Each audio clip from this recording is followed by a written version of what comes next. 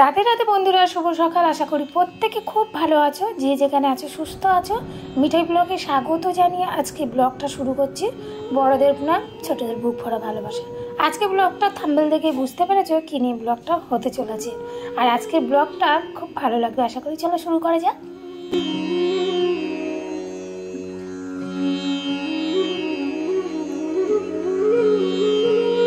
2 থেকে 3 জন হলো, আর এটাতে ওরা খুব খুশি, কারণ আগে ছিল লাড্ডু সন্দেশ, এখন হলো তাতান বাবু। আর তাতান বাবু না সবাইকে কোলে করে নিয়ে বসতে পারে, আর এটা দেখে ছোট্ট মিঠাই রানী ভীষণ হাসে, বলে দেখো মা, মনে হয় আমাকে নিয়েও বসতে পারবে। আমি বলি বসতে পারবে বলে তাহলে বসে যাস না জানো। যাই হোক, ওরা এখন ঘুম থেকে উঠলো।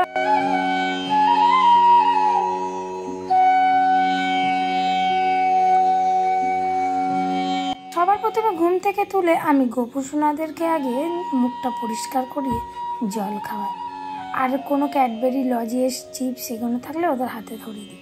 বাচ্চারা সকালবেলা উঠে খুব একটা কিছু খেতে চায় না, কোনো বাচ্চাই পছন্দ করে না, সেই জন্য চকলেট চিপস থাকলে হাতে ধরিয়ে দিই, নইলে পরে একেবারে আমি টিফিন দিয়ে দিই। তারপরে দিয়ে দেবো এখনও তুলসী পাতা দিয়ে জল। আর আজকে গোপু সোনারা ভীষণ খুশি, কারণ আজকে গোপু সোনাদের অনেক ভক্ত আসবে, আর সেটা আমি সকাল থেকে বুঝতে পারিনি, পরে জানতে পেরেছি ওদের মুখ দেখে। এত হাসি হাসি করে মুখটা রয়েছে, তোমরা দেখলেই বুঝতে পারবে যে কিছুতে একটা করতে চলেছে।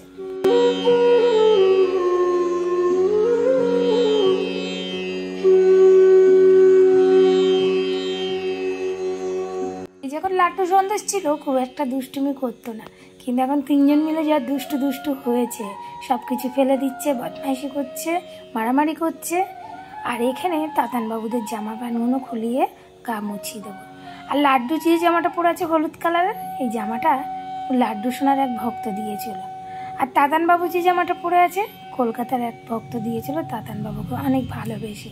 তাতান বাবুর খুব প্রিয় এক ভক্ত, উনি ভীষণ ভালোবাসে তাতান বাবুকে।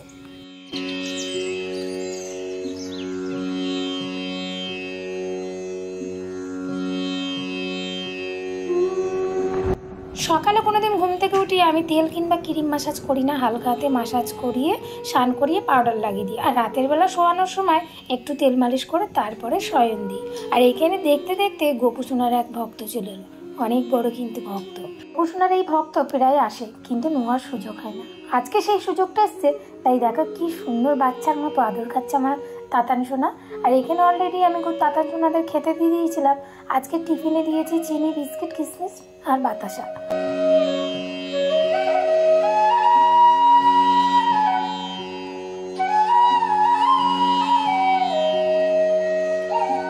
অনেক আদর করে গোপু সোনাদেরকে চকলেট দিয়ে গেছে, আর আমি অবশ্য চকলেট দিয়েছিলাম, কারণ গোপু সোনার পাপা রোজই প্রায় গোপু সোনাদের জন্য চকলেট নিয়ে আসে, আর চকলেট ওদেরকে দেওয়া হয়। তারপরে উনি চকলেট দিয়ে গেছিলো, বললো না আমি দেবো। বললাম ঠিক আছে, তোমার দেওয়ার ইচ্ছা হয়েছে তাহলে তুমি দাও। আর যে চকলেটগুলো খোলা হয়নি সেগুলো সাইড করা আছে, আর উনি চকলেট আবার খাইয়েও দিয়ে গেছে ওদেরকে।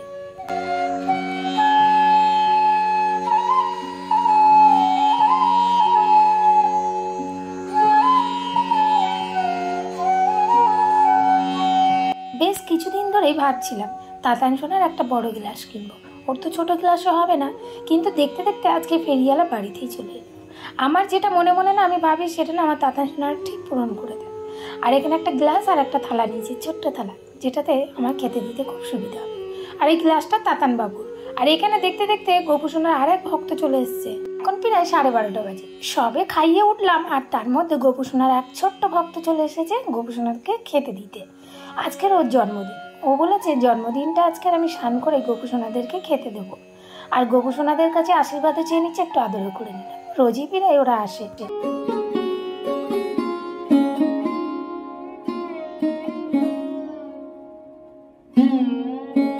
দুপুরবেলা গোপু সোনাকে যে খাবার দিতে এসেছিল সে হলো আমাদের বাড়ি এলে দিদির মেয়ে। আর এখানে ছোট্ট মিঠাই রানীর বার্থডে নেমন্তন্নও ছিল, বেশ সুন্দর করে আয়োজন করেছে। আমি অবশ্য খুব একটা ভেতরে যাইনি, আমি বাইরে দাঁড়িয়েছিলাম। ছোট্ট মিঠাই রানী এদের মাঝে ঢুকে কোথায় হারিয়ে গেছে ওকে আর খুঁজে পাইনি। যাই হোক, কোনোরকম একটু ক্যামেরা বন্দি করলাম যতটা পেরেছে। আর এখানে অনেক বাচ্চা আছে, ও যে কোথায় আছে ওকে খুঁজে পাইনি, সেই জন্য ওকে আর দেখানো হয়নি।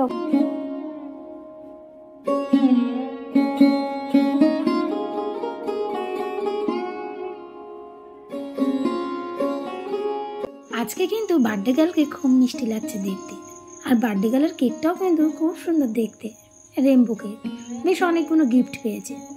আর প্রত্যেকটা বাচ্চার কিংবা প্রত্যেকটা মানুষেরই এই বার্থডের দিনই আলাদা রকমই দেখতে লাগে। যাই হোক, এখানে দিদিভাই ওর মোমবাতিটা জ্বালিয়ে দিচ্ছে, আর ওই যে ওর পাশে ওই মাসিমণি আছে, মাসিমণির মেয়ে আছে, সবাই প্রায় আছে এইখানে। আর আমি একটু আড়ালে আছি সিঁড়ির এই দিকটা, সেই জন্য আমাকে কেউ দেখতে পাচ্ছে না, সবাইকে তোলাও যাচ্ছে না।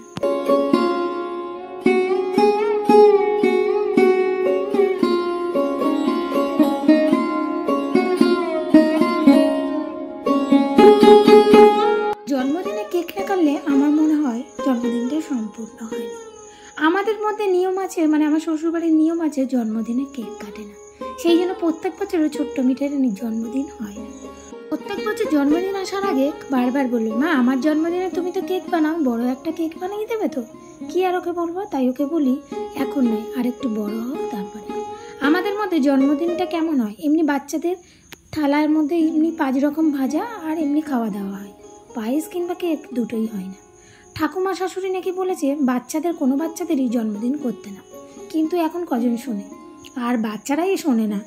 সেই জন্য শাশুড়ি মা বলেছে 5 বছর হলে তখন কেক কেটো, এখন কেটো না।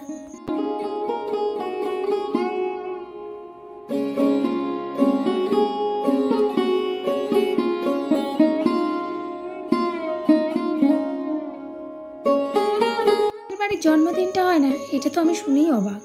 আমাদের বাচ্চা কুচ্চা হলে জন্মদিন করবো না? শাশুড়ি মা বলেছে তোমাদের যে বড় যা তারা যদি করে তাহলে তোমরা করতে পারো। আমাদের বড় যারা এখন করে, কারণ তাদের বাচ্চারা একটু বড়। আমরাও করতে পারবো 5টা বছর হলে তারপরে। যাই হোক, কি আর করা যাবে, 5 বছরের জন্য অপেক্ষা করতে হবে। কথা বলতে বলতে কেক কাটা প্রায় কমপ্লিট হয়ে গেছে। কেক টেপে সব ভাইয়ের মাঝে ভাগ করে দেবে, আর ভিডিওটা এখানেই শেষ করছি। সবাই সুস্থ থেকে